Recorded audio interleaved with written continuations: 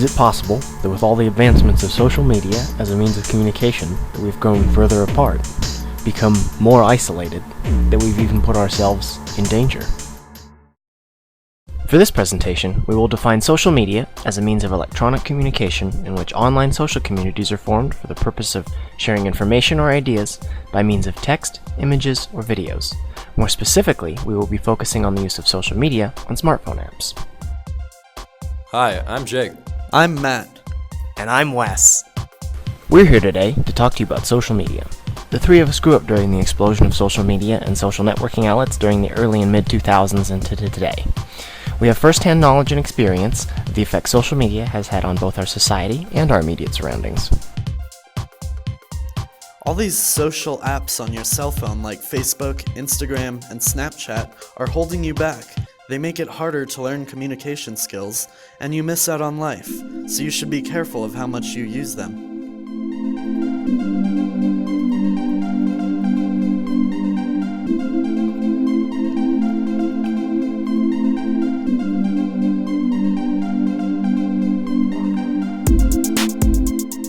Social media on our cell phones distract us from our surrounding world.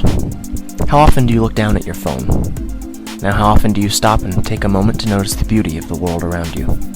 We've begun to lose sight of the natural world. We no longer see things as they truly are. We see them instead through status updates, feeds, and filters. If you keep your eyes on your phone too long, you may end up scrolling through life instead of living it.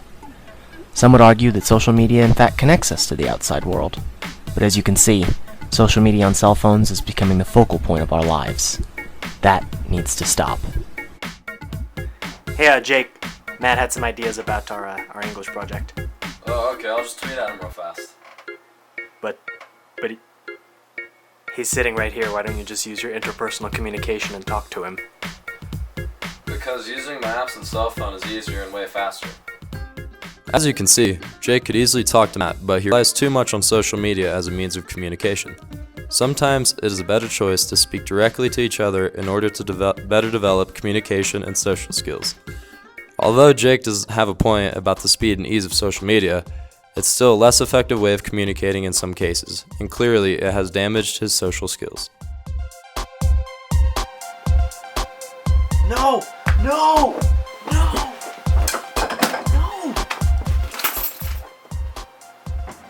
Hey, you want to play some social media?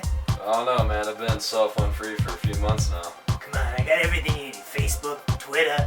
Does that have Snapchat? Oh, I got Snapchat. Oh, of course. Yeah.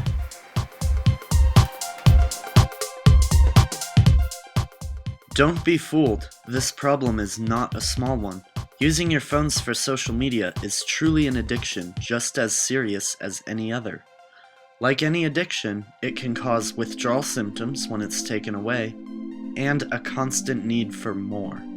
As with any addiction, the best thing to do is to recognize that it's a problem and try to be aware of how much time you're spending on it. Is social media having any destructive impact on your life? In conclusion, and by the examples we have provided, it is our belief that using social media on our cell phones is holding us back. It keeps us from truly experiencing life, from bettering our interpersonal communication skills, and if not used carefully, can become an addiction. Next time you want to look down at your phone, look up and see what else the world has to offer. Instead of sending a text message, make a better connection with a call. Instead of feeding your social media addiction, feed your sense of adventure.